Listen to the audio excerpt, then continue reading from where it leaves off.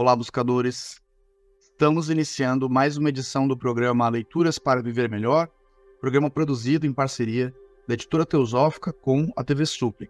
TV Suprem, que é o canal de comunicação da União Planetária, canal 2 da NET em Brasília. E se você estiver acompanhando pelas redes sociais, pelo Spotify, pelo YouTube, não deixe de curtir o vídeo e se inscrever no canal, que assim você nos auxilia a produzir cada vez mais conteúdo de qualidade para todos vocês. E hoje nós iremos conversar um pouquinho novamente com a Cristiane Stinvelski. Seja bem-vinda, Cristiane. Olá, Charles. Obrigada pelo convite. Nós que agradecemos a sua disponibilidade em retornar aqui conosco para comentar mais um artigo de sua autoria, né? A Cristiane, ela é membro da Sociedade Teosófica, é uma conferencista bem conhecida, e tem vários, no canal Suprem, tem várias apresentações dela sobre temas diversos relacionados às tradições orientais, à espiritualidade, filosofia, religião. Então ela tem aí uma trajetória e também como escritora, ela é psicóloga e também advogada. E hoje nós iremos conversar um texto de sua autoria, publicado na revista Sofia, número 101, que se chama O que Tememos na Morte. Cristiane, esse tema, né, acredito que seja um tema que atice a curiosidade de muita gente, né? Todos nós temos um frio na barriga com esse assunto, né? E também curiosidade.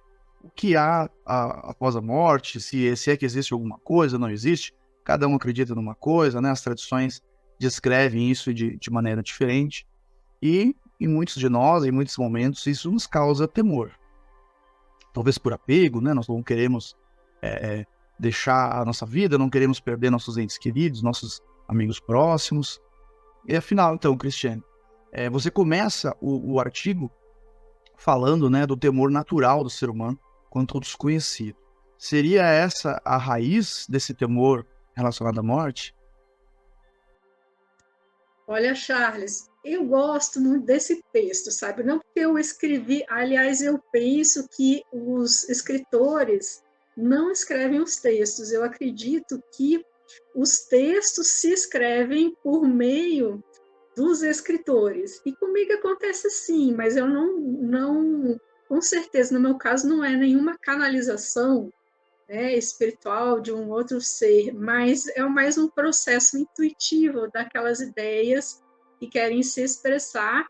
E eu tive um prazer e um grande aprendizado com esse texto, né? Depois que eu escrevo textos desse tipo, né? Eu fico às vezes surpresa com aquilo que vem, e é sempre interessante.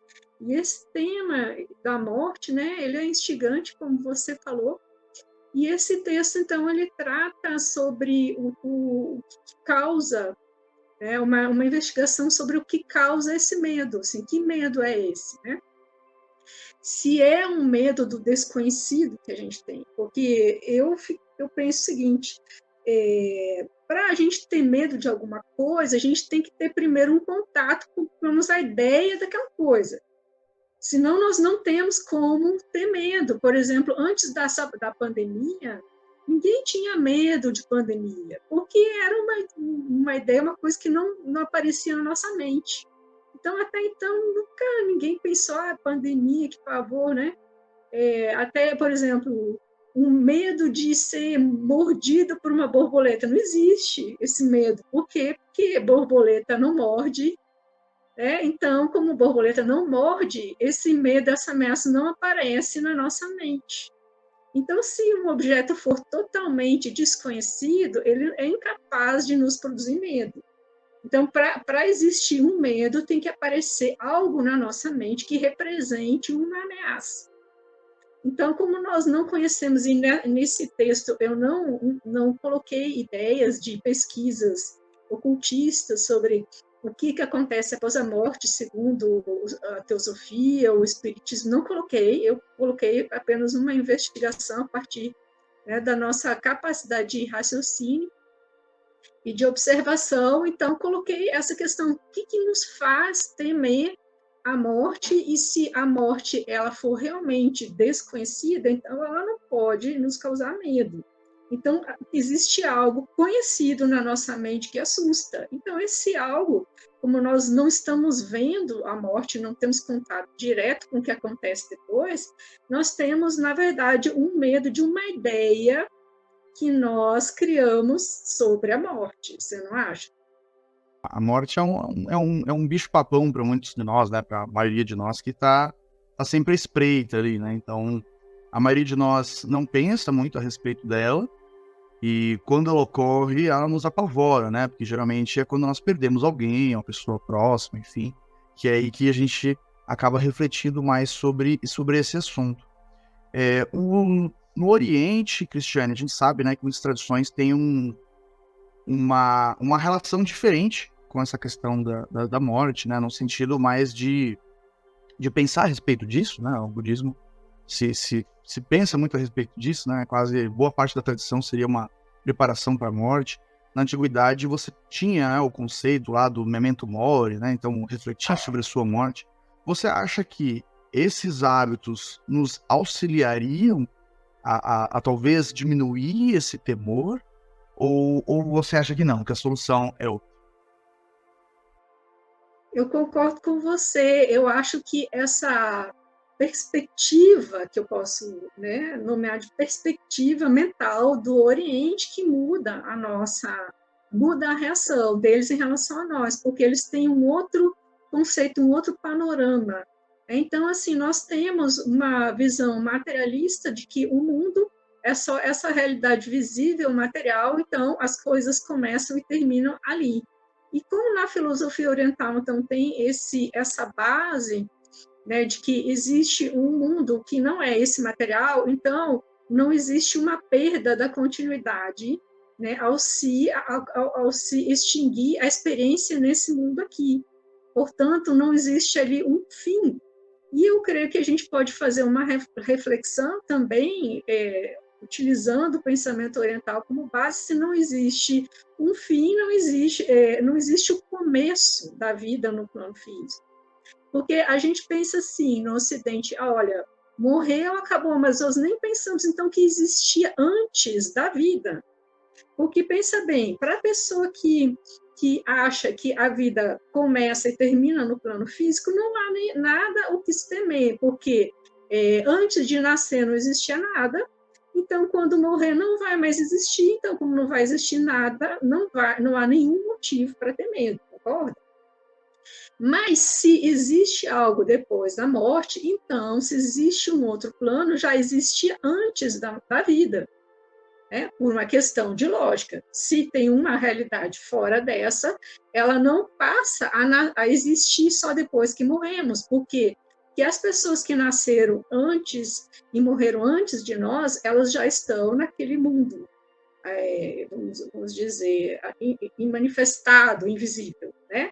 Então já existe. Agora, como a gente constrói os conceitos? A morte é um terror, mas se aquele mundo, o mundo do além existe, ele existe antes da vida. E quando a gente pensa, por exemplo, nos bebês, qual é o lugar de onde vêm os bebês? É o mesmo lugar para onde nós vamos depois que nós morrermos, né? Se ele existe.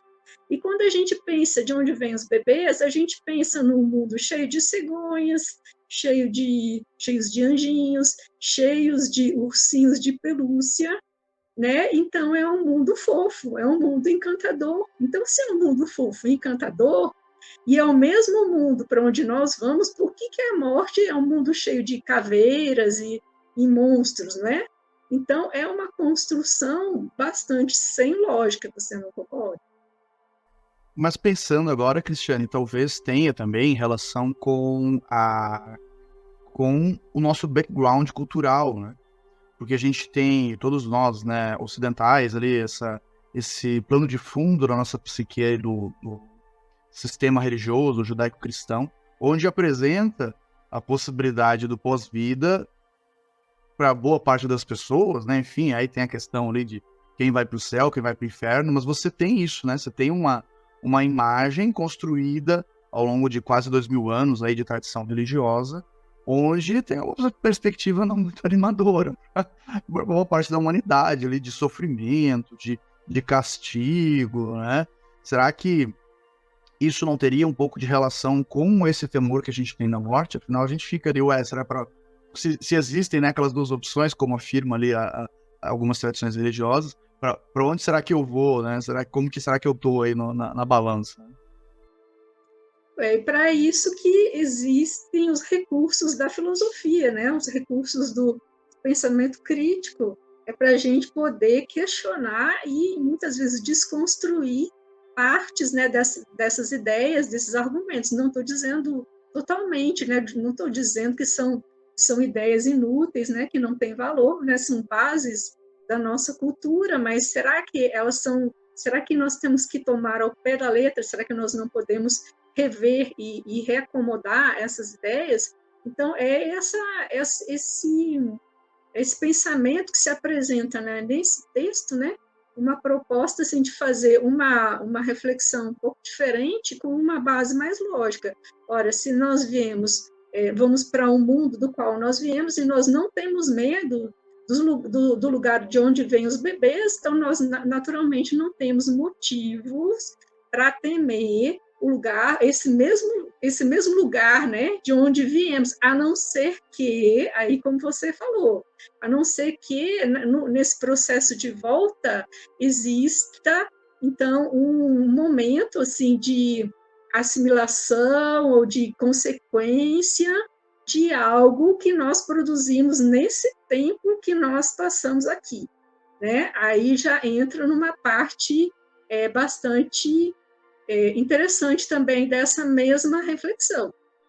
Será que nós não temos medo, então, motivos para temer o produto que nós produzimos nessa vida? Aí já a questão que se apresenta se nós temos motivos para temer a nós mesmos, né? Porque somos nós que produzimos, nós temos medo das consequências de nós mesmos, e não de um lugar ou de um estado em si mesmo que acontece após a morte, né? Um lugar natural. Esse é o programa Leituras para Viver Melhor. Hoje estamos conversando com a Cristiane Schivelski sobre um artigo de sua autoria publicado na revista Sofia, número 101, O que Tememos na Morte. Nós iremos para um rápido intervalo e voltamos daqui a pouco. Até já.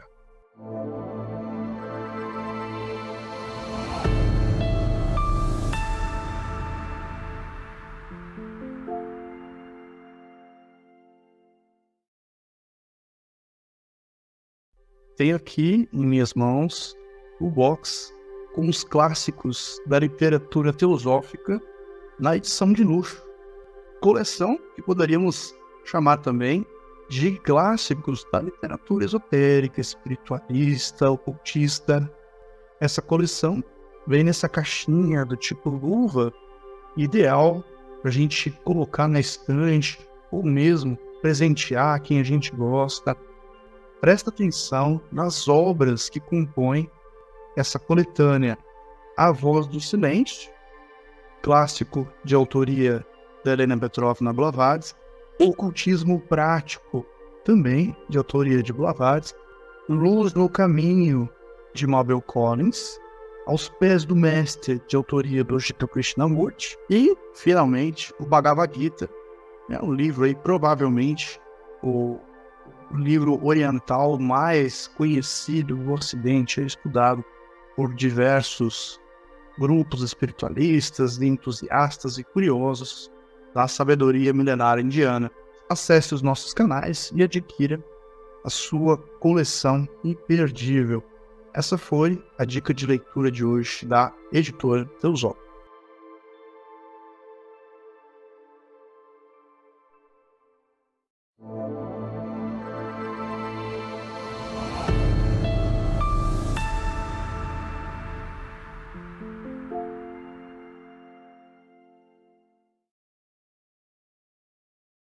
Estamos de volta com o programa Leituras para Viver Melhor, hoje conversando com a Cristiane Schivelski sobre um artigo de sua autoria publicado na revista Sofia, número 101, O que Tememos na Morte.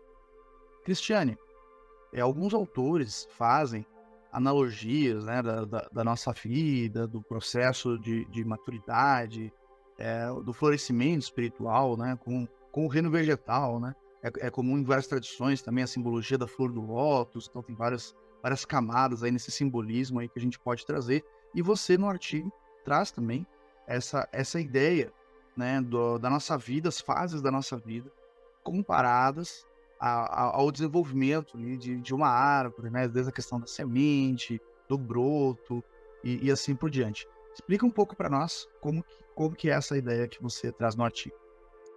Então, essa ideia que, como eu falei, que se apresentou nesse texto, né, de comparar o desenvolvimento humano com o desenvolvimento de uma árvore, eu acho muito interessante. E aí, quando a gente sai, faz uma analogia, é bom porque a gente tem uma visão mais desprendida e mais desapegada, né, de um objeto que não seja nós mesmos. Então, nós tendemos a ser um pouco menos parciais, digamos assim. Então, se você pensar, por exemplo, o desenvolvimento de uma árvore, quando a árvore nasce, na verdade, ela é produto de uma árvore anterior, né? Então, ela está ali como um estado de semente, tem uma semente que é um potencial. Aí, quando você vê, por exemplo, um bebê que nasce, ele é um potencial e ele vai dar ele vai estar trazendo um trabalho para os outros, né? Principalmente para a família, o trabalho da nutrição, né? E do aquele cuidado para que ele se desenvolva. Assim, é uma semente de uma planta que você coloca na terra, você precisa regar, você precisa ter condições de sol, temperatura, umidade, né, para que aquela semente, então, brote, né, ela arrebente e cresça, brote, atravesse a camada da terra e suba, né? Então, você pode observar isso muito no ser humano. Né? O bebezinho, ele é uma potência que dá um trabalho de ser nutrido e cuidado, depois ele passa a ser um jovem, né? E assim como uma planta, né? Uma árvore que rompe a camada do solo, o adolescente também, ele rompe, né? O adolescente, ele é um transgressor, existe essa fase do desenvolvimento, ele precisa romper com aquela família da qual ele nasce, né? Na qual ele surge, depois ele vai estabelecer um outro tipo de relação. Mas ele tem aquele rompimento e depois ele cresce, ele se lança para ser alguém na vida, né? E a gente observa, geralmente, os jovens têm uma atitude arrogante, né? Uma postura arrogante, que é uma arrogância natural, assim, daquele ímpeto da juventude, que depois, já no velho, você já não vai ver, porque o velho já tem mais uma humildade, que ele já tomou muita bordoada na vida, né? E o jovem não, ele está cheio de ímpeto, ele se acha, ele traz aquela energia daquela semente que brota. Depois ele vai se acomodando, ele vai vendo que ele não sabe tanto, ele não tem tanto poder quanto ele pensava. Mas é uma fase natural do desenvolvimento. E ele precisa ter, até certo ponto, aquele ímpeto, aquela arrogância, que ele precisa se projetar para ser alguém ali naquele mundo, assim como a árvore que começa a subir. E lá pelas tantas, então, a árvore, você vê, ela começa a amadurecer, aí ela já não cresce mais tanto, né? Ela meio que dá uma sossegada, assim como na fase adulta, né? Natural, a pessoa dá uma aquietada e ela começa a produzir flores, até a beleza da manifestação, as manifestações dos seres humanos e da produção, que é os frutos. E você compara até, eu lembro essa ideia, eu tirei de um livro daquele mestre Paramahamsa Yogananda, ele fala uma coisa muito bonita, que diz assim, as pessoas, assim como as árvores estéreis, que não produzem nada, se mantêm empinadas, né, no mundo, diante da vida e dos outros, e as árvores que produzem muitos frutos, elas se curvam em função do peso da sua produção daquele serviço. Então, assim, o serviço, aquilo que nós produzimos para o mundo, nos traz um peso que baixa aquela atitude de ímpeto, né? E nos torna, então, mais curvados e humildes, porque, assim, nós somos servidores e nós ofertamos ao mundo os nossos produtos, as nossas ações. Então, acho assim, muito, muito sábia essa possibilidade de analogia com uma árvore. E agora vocês pensar assim na questão da vida e da morte, saindo um pouco daquela ideia geral do desenvolvimento, focando mais no início e no fim. Né?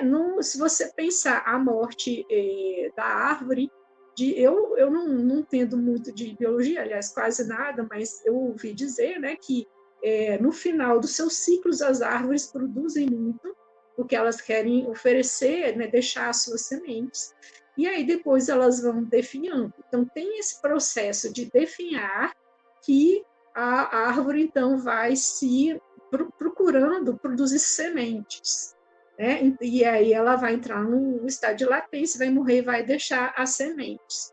E aí, se você pensar assim, fazer uma analogia entre um bebê e um velho. Quando o bebê nasce, olha só, ele não tem dente, ele é careca, ele precisa ser alimentado e ele usa fraldas. Muitas vezes o adulto velho ele anda nessa direção, né?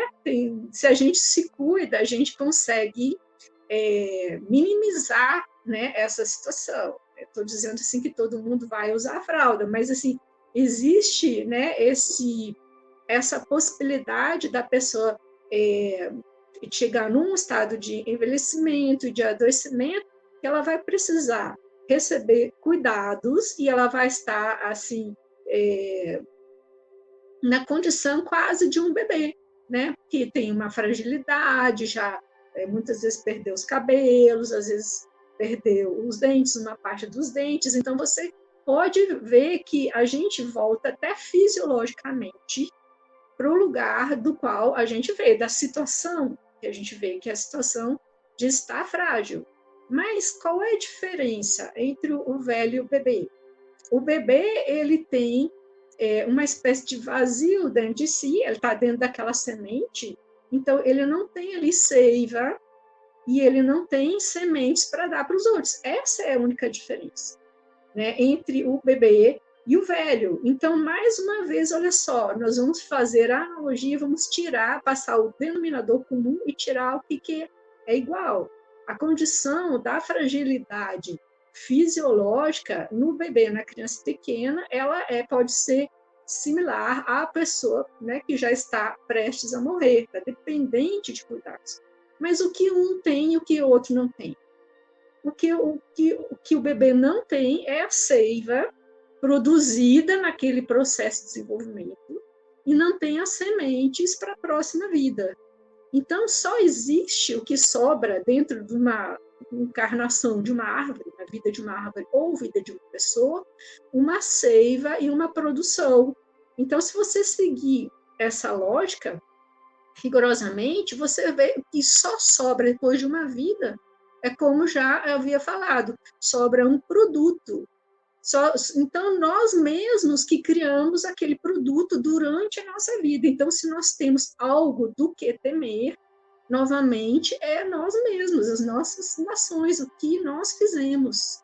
Então, isso é uma questão interessante. Por que nós temos medo daquilo que nós fizemos durante a nossa vida?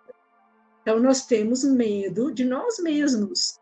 E se a morte é uma coisa desconhecida, esse produto, então nós somos desconhecidos para nós mesmos. Então, o que assusta na morte é o ser humano se assusta consigo mesmo, com suas próprias potencialidades desenvolvidas ali, com a sua produção. E aí é interessante, né, para tratar dessa questão do medo da morte, essa conscientização. O que nós estamos produzindo na nossa vida? O que nós produzimos? Qual é a nossa seiva que nós geramos diariamente, as nossas sementes que nós estamos gerando, que podem nos assustar no dia que nós estamos indo embora daqui.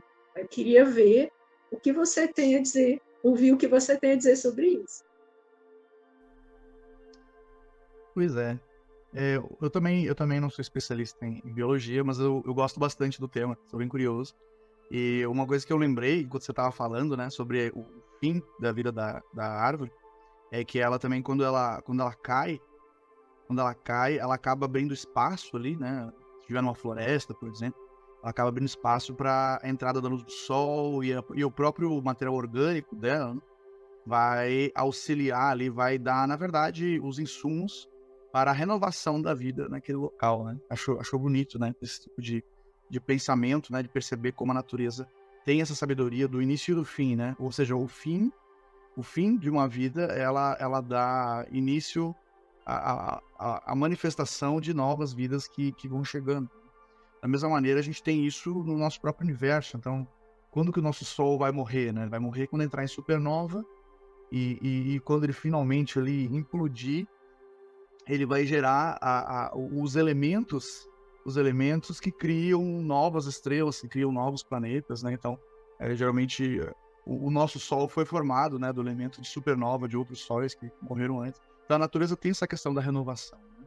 E eu acho interessante também essa analogia com o reino vegetal, que o reino vegetal tem as suas fases, como você descreveu, e também ele tem o seu tempo. Embora, claro, esse tempo ele pode ser alterado em uma certa medida.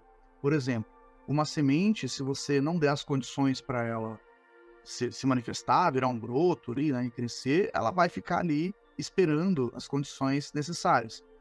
Porém, mesmo que você dê as condições, então você pode acelerar esse processo até um certo ponto, dando, né, a terra adequada, o adubo, luz do sol, água e tudo mais. Então você pode acelerar o processo, mas até um certo limite. Porque mesmo que você acelere esse processo, você tem que esperar que ela se manifeste no seu tempo.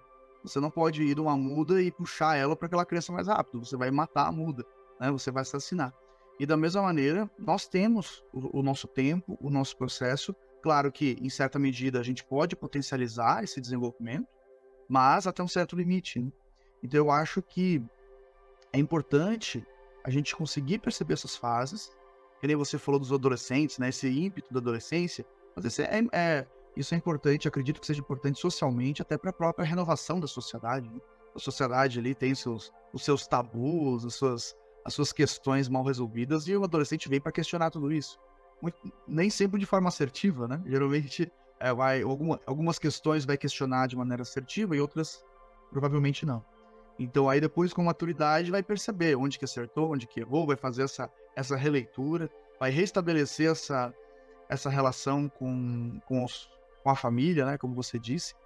E outra coisa, Cristiane, bem da nossa época, é essa questão, essa visão um pouco não, né, muito workaholic, né, da vida, assim, até essa pressão, né, ser alguém na vida, como se nós já não fôssemos alguém na vida, né, se nasceu já é alguém, né, mas a gente tem sempre essa ideia de um vir a ser muito relacionado à vida material, né, a adquirir bens e tudo mais, né, relacionado à nossa cultura e capitalista ocidental, e no Oriente também, hoje capitalista também, né, e eu noto em muitas pessoas que muitas vezes as pessoas não sabem a hora de desacelerar, sabe? Porque assim como a árvore ali tem seus momentos, a gente também tem as fases, né? E claro, isso não quer dizer que a pessoa chegou numa maturidade e ela não vai fazer mais nada da vida, não vai produzir mais nada. Bem pelo contrário, ela vai potencializar, como você disse, né, a produção desses frutos. Porém, também você vai ter um momento ali que você tem a chance, né? Você vai ter provavelmente mais tempo livre, você pode maturar tudo aquilo que você viveu. Você pode ter um momento mais reflexivo da vida. Que se você não souber a hora de parar, né? A pessoa meio workaholic ali, né? Não quer se aposentar porque não sabe o que vai fazer quando parar de trabalhar.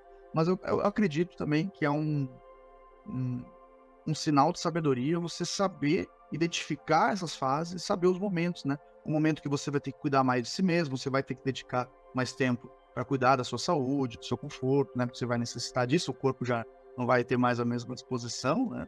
Não sei o que você pensa a respeito disso. Eu acho essa observação muito interessante, porque ela mostra que na cultura ocidental a gente não tem uma consciência da realidade que é cíclica, né, em toda a natureza. Então, se você pensar essa ideia que a gente tem de estar sempre produzindo, né, sempre crescendo, ela é inviável. Você não vê uma árvore, uma planta que cresce até o infinito. Isso não existe. Vai chegar um momento que ela vai ter que morrer, né? Vai ter que dar um espaço para uma outra, né? Ou permanecer de um tamanho por um tempo mais longo, que as árvores mais longevas, mas não existe possibilidade de um crescimento perpétuo. Imagina árvores gigantes que crescem até a Lua, por exemplo. Isso é impossível, é inviável. Então, se a gente tem essa ideia distorcida na sociedade, né, de um crescimento infinito, uma produção contínua, a gente vê o que tem hoje, né, um grande processo de adoecimento das pessoas, né, porque elas não conseguem seguir esse fluxo da natureza, fica uma descompensação de se chegar até a morte, chega sem ter esse momento de maturação, dessa seiva, essa revisão, né, daquilo que foi produzido e de uma maturação, uma adequação de todo aquele material para que então a pessoa esteja preparada para esse momento, né, que é a morte, né? Então, por isso que a gente vive despreparados para a morte, né? E aí surge esse medo, né, na nossa cultura, e aí surge em função desse medo essas ideias, né, que são inviáveis, por mais que nós conseguimos hoje prolongar a vida, não tem muito milagre. Então, existe essa vestimento, né, em viver mais tempo, né, ter mais, é bom viver com saúde até o fim, mas não é possível viver para sempre, né, como se investe assim uma solução, né, uma cura entre aspas para a morte. Não existe, né, mas é essa ideia que permeia a nossa cultura. A gente vê as notícias assim, foi encontrado uma solução para que as pessoas possam viver mais, mas viver mais até quando, né? Tem que condições? Então, existe esse reflexo mesmo na cultura ocidental. E a gente, então, acaba desvalorizando esse momento da maturidade. Que hoje em dia que você vê os estigmas que a gente vê na sociedade, o velho que é legal é aquele que parece novo, não é? Nossa, aquela pessoa ali tem 70 anos, mas nem parece que tem 70, sabe? Parece que tem, sei lá, 40. Então ela é bacana porque ela parece o bom que é ser novo, entende? Então, como se ser velho fosse ruim, né? Como fosse a velhice fosse uma doença que precisasse ser erradicada, mas a velhice, assim, no processo natural, ela tem a sua virtude, né? É aquele momento da vida que é importante na natureza. E aí a gente tem que valorizar, fazer essa reflexão para valorizar a virtude da velhice, né? Que é aquele momento da assimilação de tudo aquilo que foi produzido durante a vida, para que a própria pessoa, né, cumpra o seu ciclo de vida com harmonia, né, dentro da natureza e para aquilo que funcione bem dentro, como você falou, da comunidade, da vida social, para abrir espaço, né, para participar desse processo de renovação constante, que é a vida dos diversos indivíduos, né, numa sociedade. A gente, culturalmente, né, de certa maneira, tenta tirar o direito das pessoas de poder envelhecer, né, e cria, como você disse, esse estigma, né? As pessoas têm que sempre parecer jovens, aí acabam se submetendo, comprometendo a sua saúde, né, com cirurgias, né, com várias questões aí que muitas vezes só vai tornar mais difícil ainda esse processo natural de maturidade. Eu costumo dizer que envelhecer é privilégio, né, que a outra opção é morrer cedo. Então, se você envelheceu, é um privilégio. Você teve o privilégio de poder ficar bastante tempo nesse mundo e viver todos esses processos, todas essas etapas, né, como você muito bem nos descreveu hoje no programa. Cristiane, gratidão pela sua partilha, parabéns pelo artigo.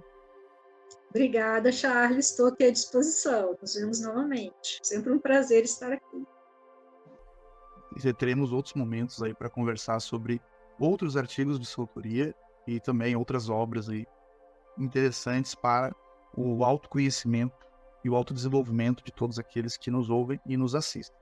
Esse foi mais um episódio do programa Leituras para Viver Melhor. Hoje conversamos com a Cristiane Schimvelski sobre um artigo de sua autoria publicado na Revista Sofia número 101. Revista Sofia, que é uma publicação da editora Teosófica, tem aí mais de 20 anos, mais de 100 exemplares, tem a edição física impressa que você recebe na sua casa através da assinatura ou pode adquirir as versões avulsas, né, no site, nas bancas do Brasil todo, e também a versão digital, onde você pode acessar todos os mais de 100 exemplares na tela do seu dispositivo móvel. Né? E também é possível assinar aí as duas modalidades com um desconto muito especial. E o tema do artigo da Cristiane, que conversamos hoje, foi o que tememos na morte. Nós vamos ficando por aqui, seguimos juntos nesse aprendizado. Somos